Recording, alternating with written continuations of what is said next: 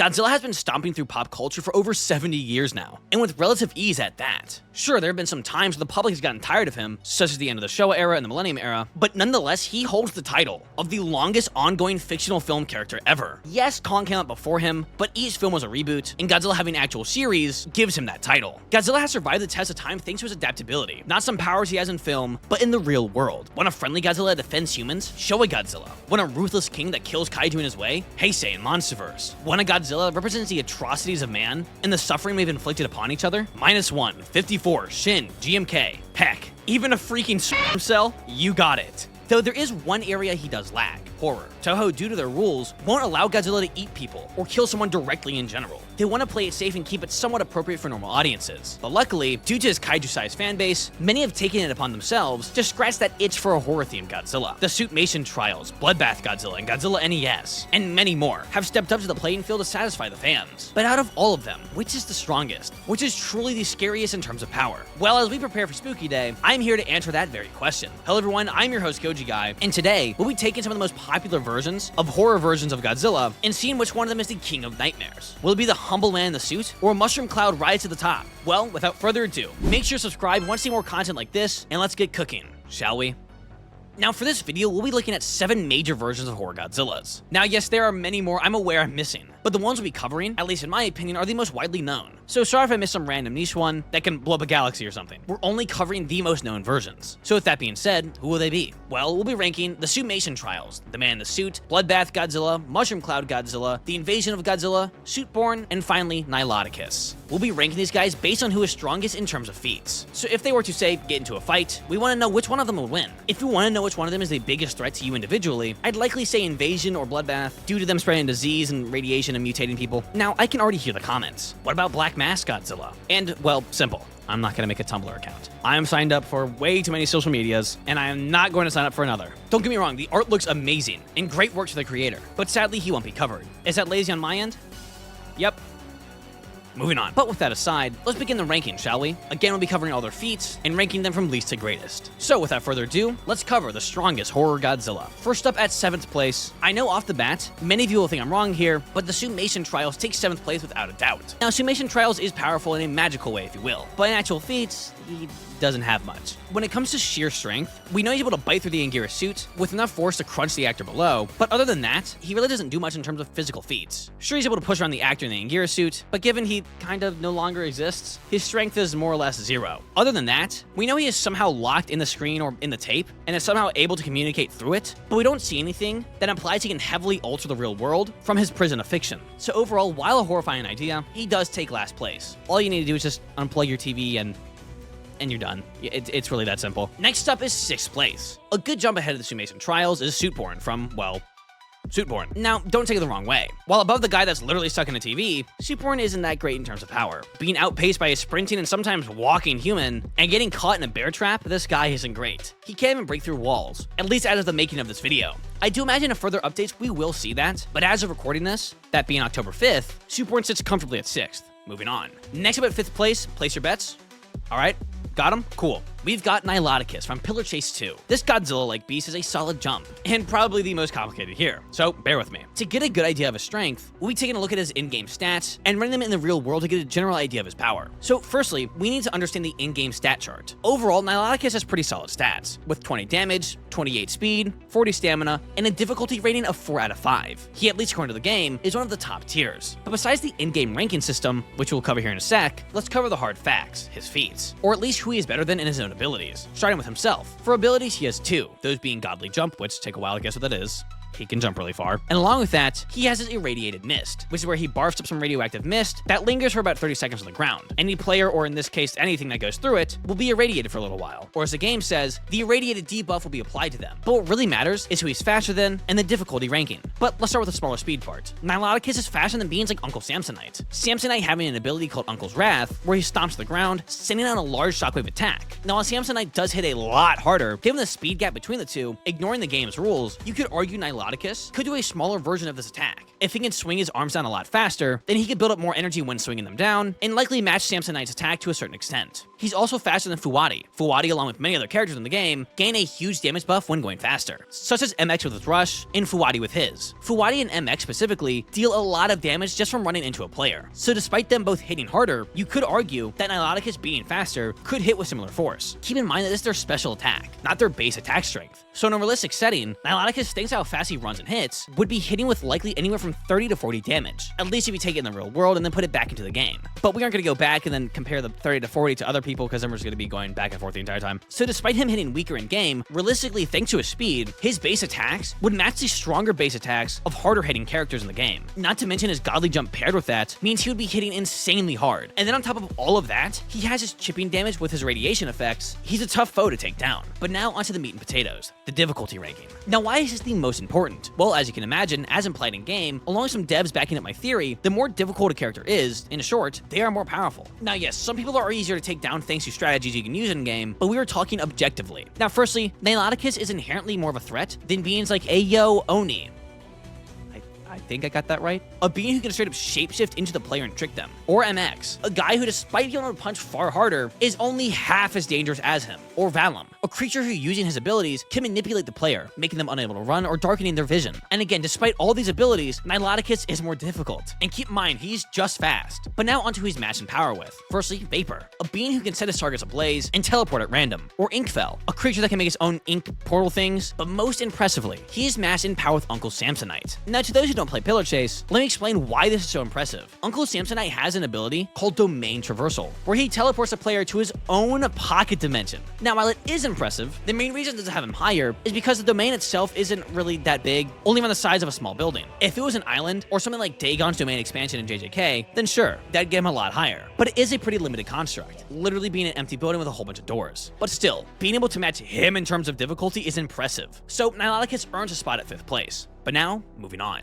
Next up at 4th place is the man in the suit by Unknowingly. Now he's a slight jump from Niloticus, but not a major one. But let's start with his feats of strength. Firstly, in Anguir's suit incident, the man in the suit is able to bite through the Anguir suit and into the skull of the actor below, killing him in seconds. In Godzilla Encounter, he's able to pretty easily overwhelm the Kong suit actor and ends up holding him underwater, killing him. Later, when our cameraman is running away as he hears screams, this is not only due to the crew finding Kong's body, but then largely due to the crew themselves being killed off, this being confirmed by Unknowingly himself. Again, in that episode, he's able to take out the power in the building, meaning he did enough damage to the surrounding area to cut through enough wires in the walls to cut off the power. Later in Masura's suit incident, it is said in the video that no amount of security would have been enough, likely implying that the man in the suit at this point is already relatively bulletproof, at least to a smaller caliber, which is backed up later with a shotgun feat that we'll cover in a moment. He's also able to bite all the way through the larva suit and kill the actress below, and then just to essentially teabag on her, he then mauls her parents to death. And lastly for strength, in the Ghidorah suit incident video, the Ghidorah suit is said to be the most durable one yet. And keep in mind, suits at this point, such as the real Anguirus suit, having a skull-like hardness to it, or the original Godzilla suit itself being made of ready-to-mix concrete, means the Ghidorah suit was a tank of a costume. Now Godzilla doesn't bite through it, as it's really just too difficult to land a good bite anywhere,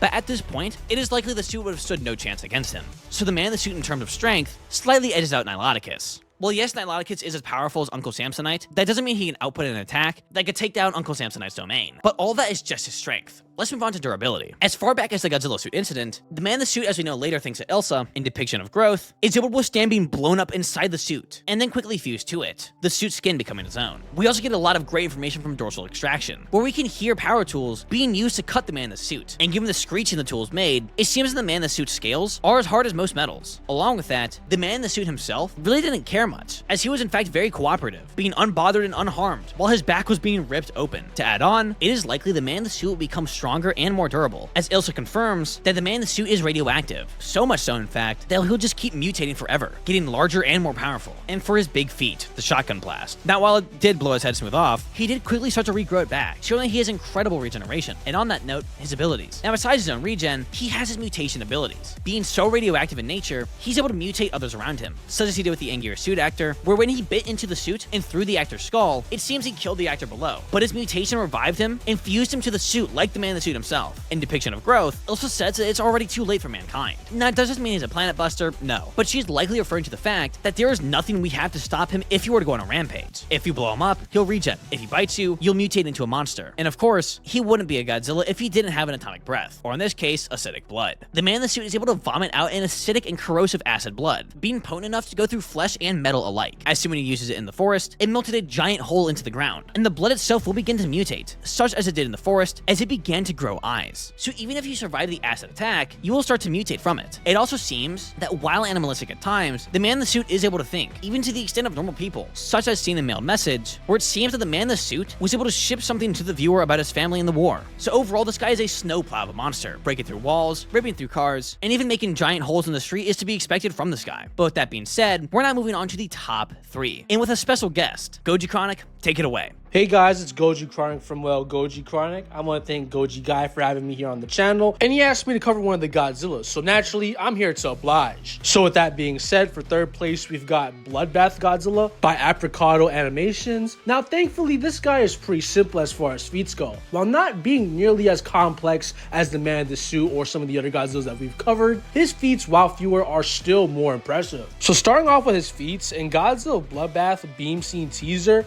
Bloodbath is able to destroy an entire city block with his atomic breath. In the subsequent trailer for Godzilla Bloodbath, we also see that he's able to mutate life around him, infecting humans and even turning them into Godzilla human-esque hybrids. And we aren't talking about no metal pole, like full-on kaiju human hybrids. Along with humans, we see in the subsequent trailer for said radiated hybrids, he's seemingly also able to mutate all forms of animals, from gross human hybrids to giant hunks of flesh, and they aren't only able to mutate a little, they just become overall very freakish. Their bodies warping, some turning into balls of meat, some growing beaks, and some even growing 3 heads with long necks. But now onto the more noble stuff, and Godzilla unleashes the atomic breath. Bloodbath is able to destroy a building to a small degree when simply lifting his hand. He is able to roar up his innards and is fine with it also, so his internal durability should be fine for the most part. In Godzilla vs. the military, we see Bloodbath is able to think to himself, and he even goes on to have his own inner monologue. And along with that, he's able to withstand tank fire, so he's pretty durable and he's quite intelligent. But lastly, and most importantly, there is a Godzilla Bloodbath vs. Legendary Godzilla video. Now, disclaimer, we are not assuming that this MV Godzilla is canon to the actual legendary counterpart, so we're not going to just give him all of his feats, because, you know, we're not trying to glaze him now, that's a little much. But we will at least assume that this MV Godzilla counterpart is of comparable stature to his canon counterpart. So we're assuming that this guy is 99,000 tons, and even then, that's pretty generous in my opinion. But anyways, with that being said, Bloodbath is able to tank a shove from MV Godzilla, and right after, he's able to kick this MV counterpart back. He goes on to subsequently survive a beam, gets his arm ripped off, and he's just fine with it overall. He just reattaches it. He even goes on to get his own arm stabbed through his skull, and once again, he's able to just get up and be fine with it. And he also is able to endure being slammed over and over again by this MV counterpart. But yeah, that's pretty much everything we've got for Bloodbath Godzilla. I want to thank Goji Guy once again for having me here on the channel. But with that being said, let me slide the mic back to the proper host. Thank you, Chronic, for that. And with that being said, we now move on to second place, that being Mushroom Cloud Godzilla. Mushroom Cloud Godzilla, made by the Odds Productions, is one of the most popular on the list. Annoyingly so. I can't open any Shin Godzilla related video on TikTok without some corny comment saying, "Wait till you see Mushroom Cloud Godzilla." Usually accompanied with a skull emoji and praying hands. Anyways, what is he able to do? Well, let's cover that. We see in Mushroom Cloud Godzilla 1954 that just from walking around, he's able to destroy enough buildings to cause a giant smoke cloud. With his beam, he's able to cut through buildings and not only explode them, but melt a huge amount of the metal that makes them up, spewing out hot liquid metal across the city. And finally in that video, he's able to blow up the Tokyo Skytree. Now this building is absolutely gigantic, and being able to blow it up so fast with such a large mushroom cloud accompanied by it, we are looking at an explosive yield similar to a bomb with dozens of kilotons. Moving on to Mushroom Cloud Godzilla 1946, we get a lot of great feats. Firstly, we see drawings of feats of Mushroom Cloud Godzilla eviscerating a Navy vessel. Now, what type of boat is it? I don't know. It looks like a destroyer, but I don't know anything about, naval vessels. But regardless, he is lifting and splitting a multi-thousand 1,000-ton ship with ease. We also see more of his beam in action, being able to cause explosions on the ground wherever the beam is aimed at. Again later, we see him generate a giant explosion from hitting a building with his beam. And overall, we see that he left a large chunk of the city in ruin. So overall, while Bloodbath Godzilla is likely physically stronger and smarter, it really comes down to the beams here. And I think Mushroom Cloud being able to create such a massive explosion would give him a slight edge over Bloodbath. But in all honesty, you could interchange them. But personally, I have him sitting at number 2. So with all that being said, 1 remains. Now before we show it off, as all YouTubers do, it's time to e-bag. If you enjoyed this video so far and want to see more content like this, ranging from dinosaurs, kaiju, sci-fi, and much more, then make sure to subscribe. We have plenty more spooky related videos planned this month that I'm sure you all will enjoy, such as putting the one that always comes back into the back rooms, or seeing if the Bay Harbor Butcher could take out Jurassic World's most dangerous dinosaurs. So make sure to subscribe, and finally, let's get on to number 1, that being Invasion of Godzilla. As we said, Invasion of Godzilla takes first place, and quite easily at that. Invasion of Godzilla, made by Jacob Animations, is the most horrifying version of a horror Godzilla. This dude is an absolute menace, and if you haven't watched the series, I really recommend it. It is my personal favorite, which I know some angry Reddit power scalers are about to accuse me of rigging this list and having a personal bias, but allow me to tell you why he sits here at first. Firstly, in the first video, that being the Godzilla Rampage, already off the bat, Godzilla is able to seemingly either come out of the ground or come out of the ocean so fast that he destroyed the ground below him. Godzilla seemingly lifting giant chunks of rock off the ground just from standing up. We also know he took down a cruise ship, melting through the ship with his beam, which was so bright and hot, people on board started melting into each other. And not to mention the beam's light. It was so bright, witnesses reported it feeling like their eyes were going to explode. And the final cherry on top, with a single beam, Godzilla made the air toxic, meaning he easily already kills off the lower rank horror Gojis, and already is likely about to surpass Bloodbath. But we aren't anywhere near close. Later, he attacks Boston, leveling cities in his way. When the military arrives, all of their efforts were seemingly able to knock off a single dorsal plate. But the horrific thing about this Godzilla is that he adapts. Godzilla, during the attacks, was able to adapt to the jets above him and simply shoots out his dorsals, taking the jets down in the process. He is then able to almost instantly regrow them.